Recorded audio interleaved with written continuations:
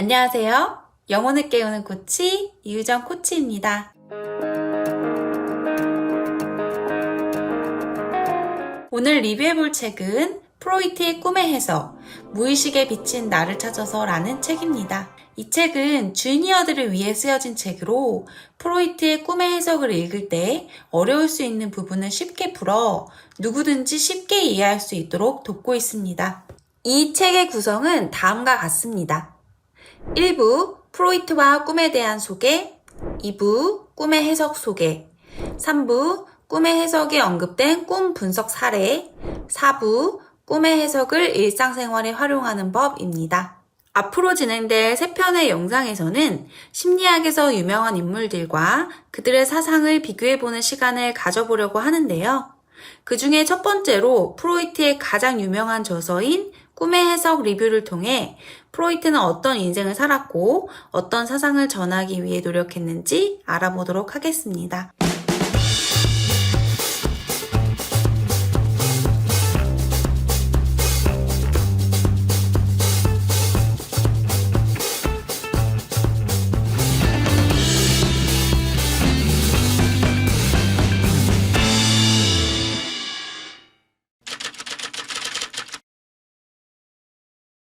오스트리아의 정신분석학 창시자인 프로이트는 1856년 5월 6일 유대인 부모 사이에서 태어났습니다. 프로이트는 김나지움과 빈 대학의학부에서 학업 성적이 출중한 학생이었습니다. 1881년 의학 박사 과정을 졸업하면서 대학 교수직을 꿈꾸어 보기도 했으나 당시 유대인은 공직은 물론이고 정식으로 교사나 교수가 되는 것이 불가능했습니다. 프로이트는 1885년 파리 살페트루이에르 병원장 밑에서 약 5개월간 연구하면서 히스테리와 체면술에 특히 관심을 가졌는데 이것은 장차 정신분석학을 창안하는 데 매우 중요한 동기가 됩니다. 1886년 프로이트는 결혼했으며 개인 병원을 개원하고 신경증 환자들을 치료하기 시작했습니다.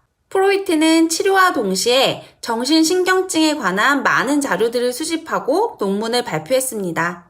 그는 꿈의 해석과 정신분석학 입문 강의 등 2권의 방대한 저서를 출판하면서 심리학을 넘어서 메타심리학으로서의 정신분석학이라는 새로운 분야를 독자적으로 창안하게 되었습니다.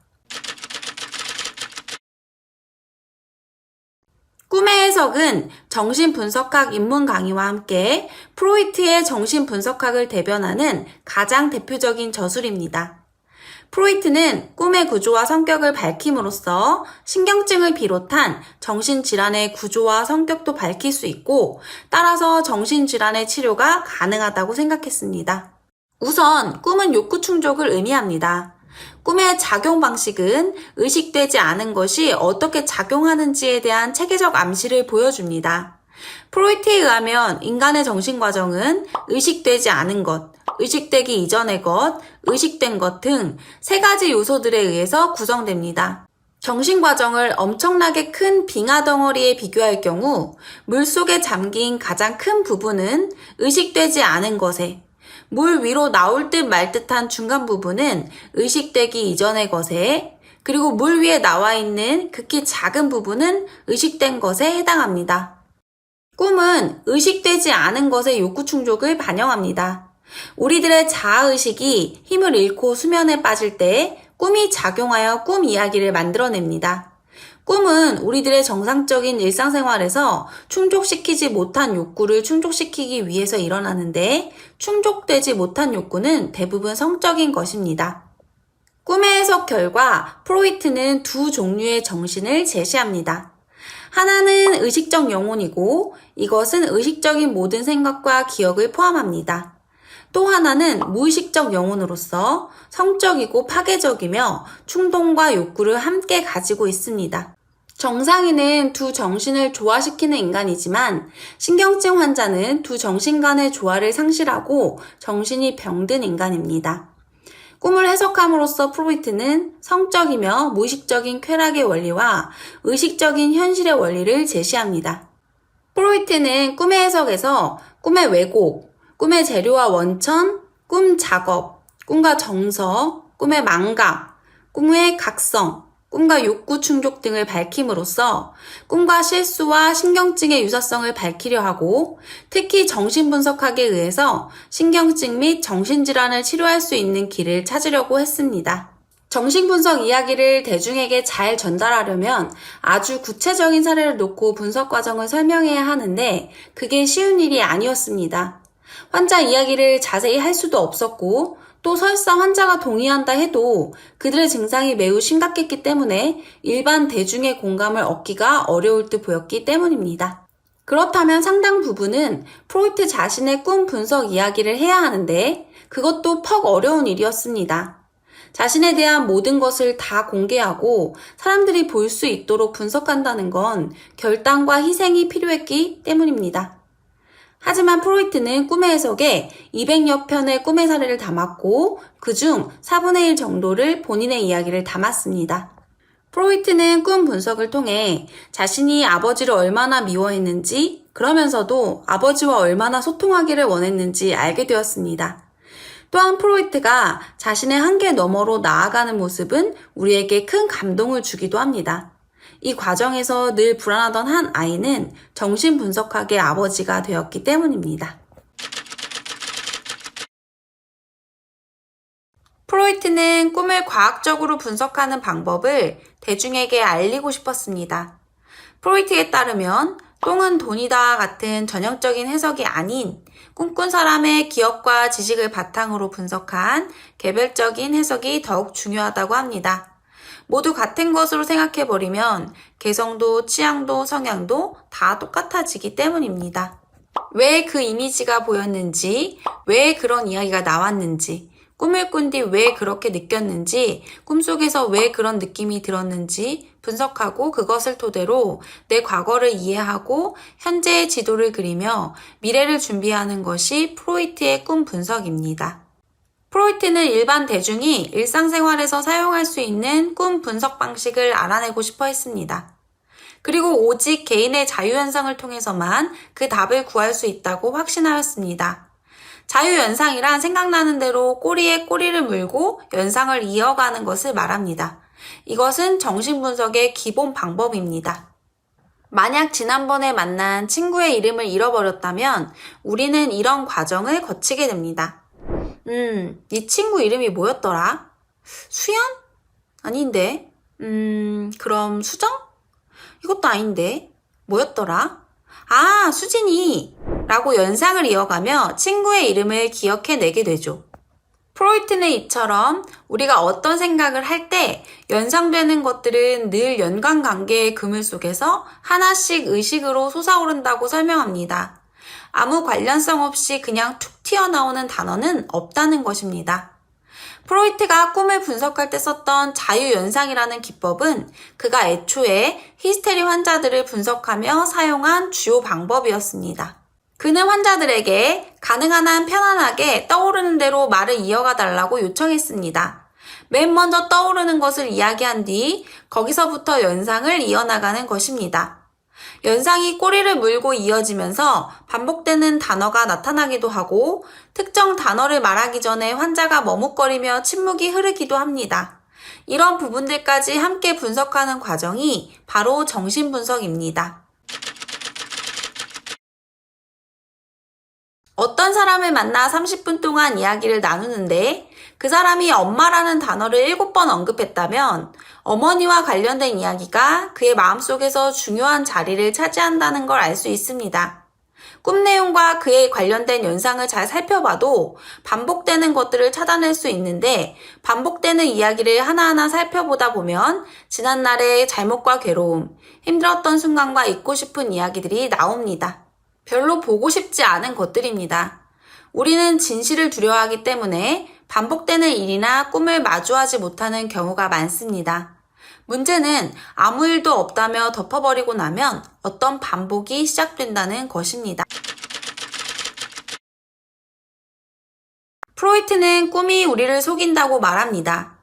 예를 들어 꿈에 내가 아는 어떤 사람이 죽어서 너무나 슬펐다고 하면 상식적인 해석은 그 사람이 죽을까봐 두려웠다는 것입니다. 그러나 정신분석학에서 슬픔이라는 정서가 진짜 내용을 감추는 것일 수도 있다고 해석해 볼 수 있습니다. 슬펐다는 점을 빼면 내가 누군가의 죽음에 대한 꿈을 꾼 건데요. 다시 말해 그 사람이 내 인생에서 좀 사라져 버렸으면 하고 바라는 마음이 꿈에 나타난 것일 수도 있다는 것입니다. 그런데 그렇게 생각하는 것 자체가 좀 겸연쩍고 미안하니까 슬픔이라는 감정으로 속마음을 가린 것입니다. 그렇게 되면 우리의 의식은 무죄니까요.